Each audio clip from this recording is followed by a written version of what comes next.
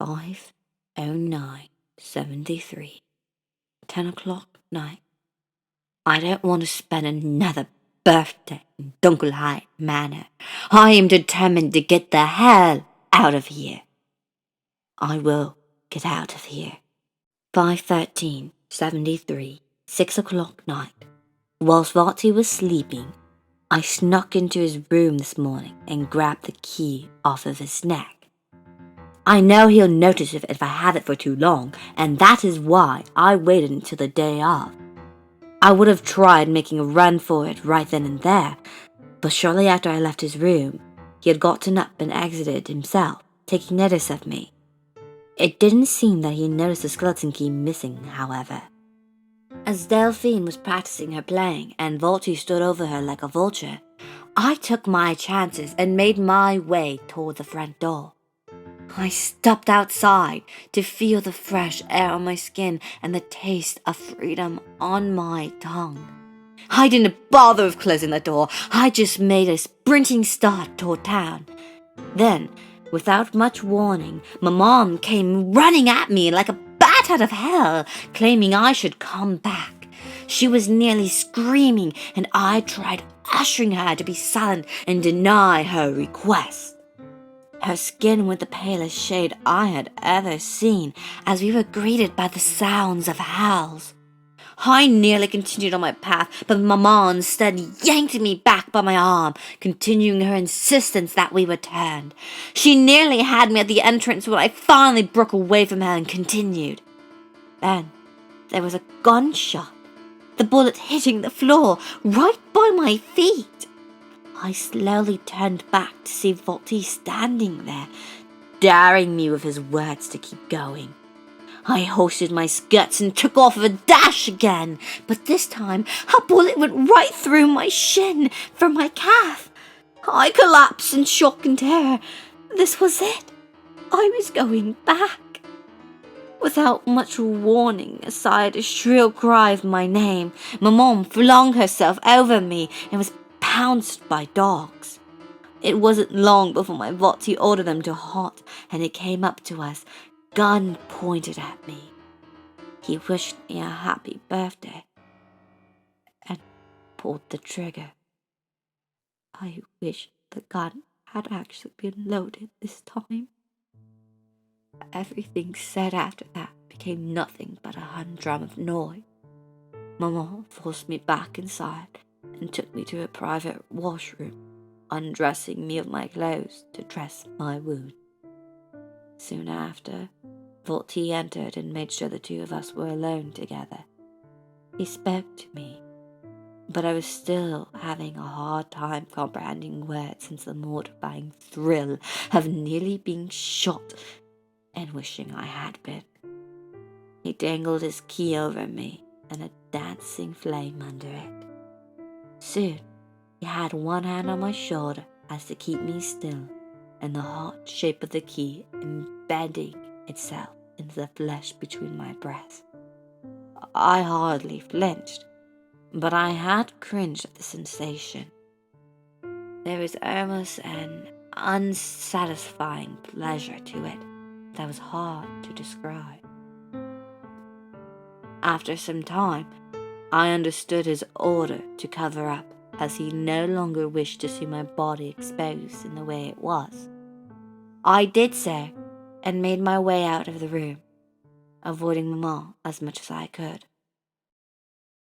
Evening, 11:36, May 16th, 1873.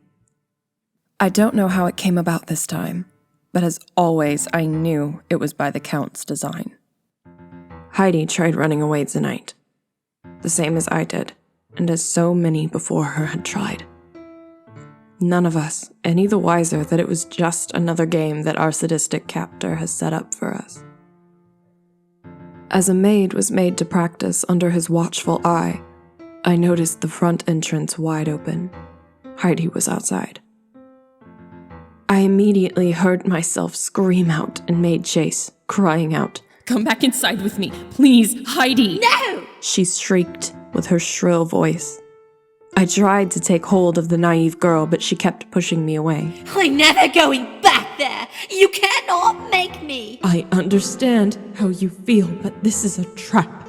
And just on cue, the hounds made their warning that they were on their way for us.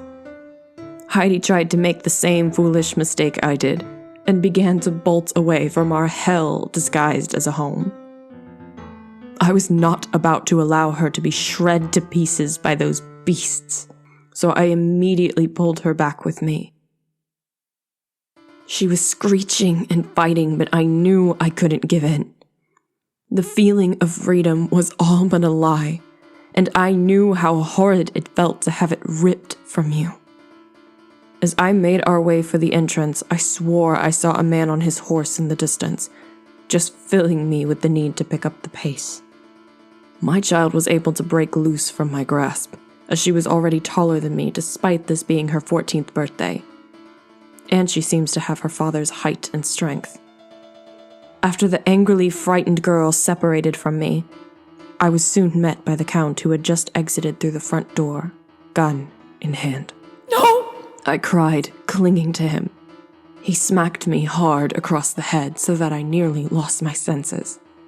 Things blurred for a moment, and then I heard a gunshot.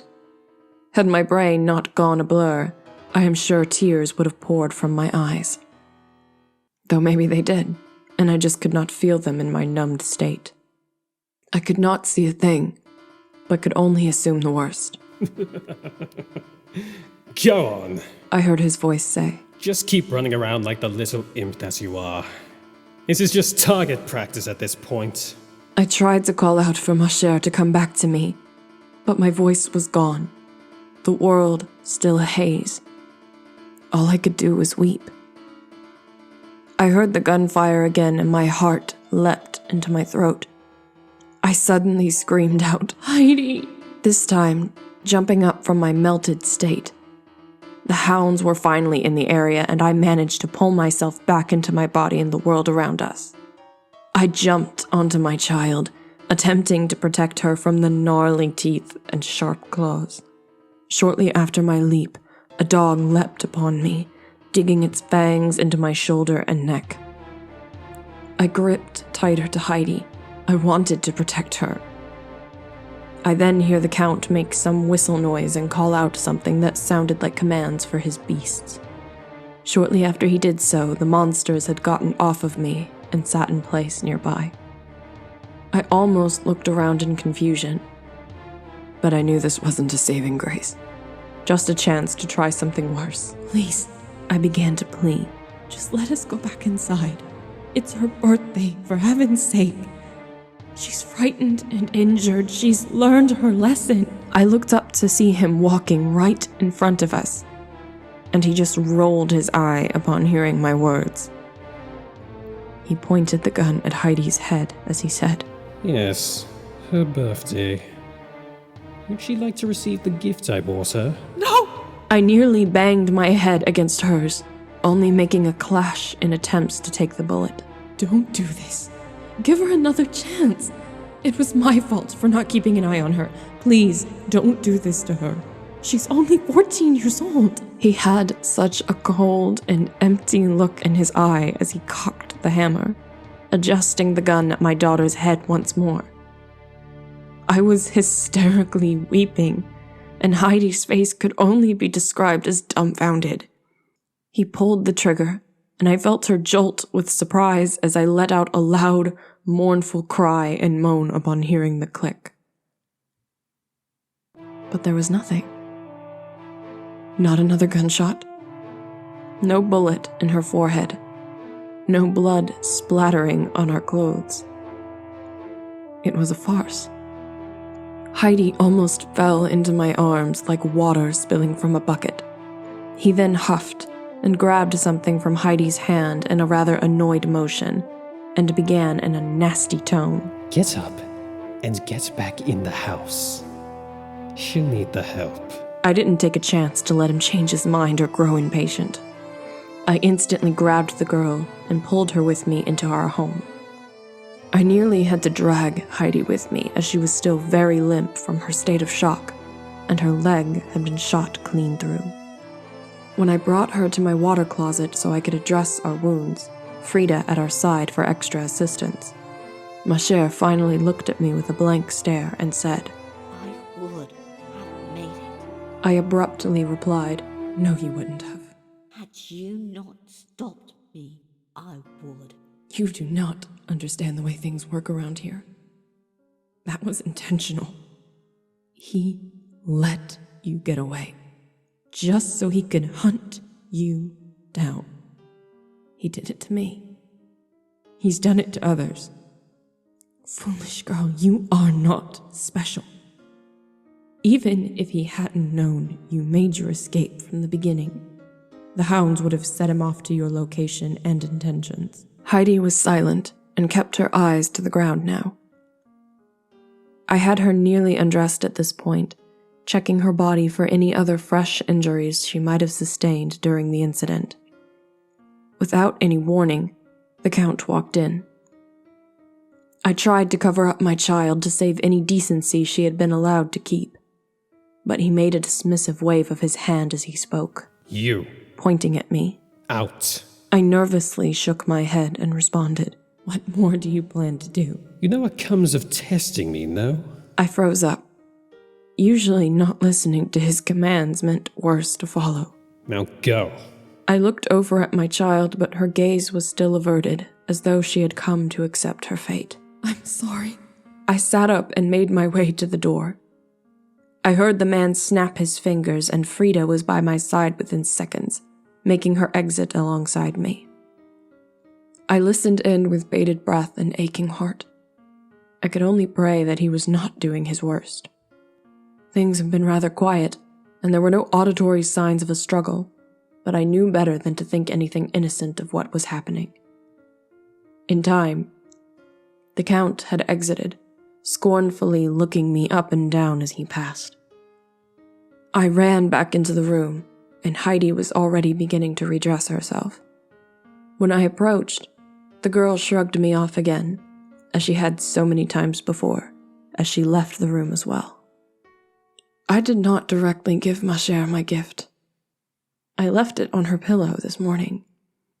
Something tells me she had yet to see it given her plans of the evening.